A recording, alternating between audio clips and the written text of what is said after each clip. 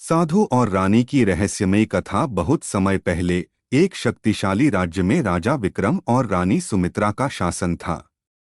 राजा को अपनी रानी से बहुत प्रेम था, लेकिन उनकी एक बड़ी चिंता थी, रानी मां नहीं बन पा रही थी।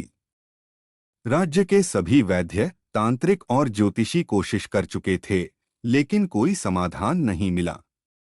एक दिन एक वृद्ध साधु राजमहल में आया।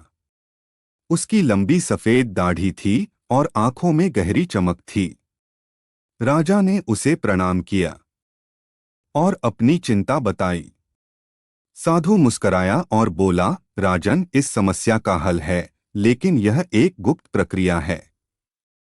अगर रानी तैयार हो तो मैं उसे आशीर्वाद दे सकता हूं, जिससे वह गर्भ धारण कर सकेगी। राजा ने सहमति दी और साधु को राजमहल के एक गुप्त कक्ष में ले जाया गया। रानी सुमित्रा को भी वहां बुलाया गया। साधु ने एक दीप जलाया और कुछ रहस्यमय मंत्र पढ़े। फिर उसने एक दिव्य औषधि तैयार की और रानी को पीने के लिए दी। औषधि पीते ही रानी को गहरी नींद आ गई। सपने में उसने एक अद्भुत दृश्य देखा। वह एक सुनहरे महल में थी, जहां एक तेजस्वी देवता उसके पास आए और बोले, देवी, तुम्हारा समय आ गया है।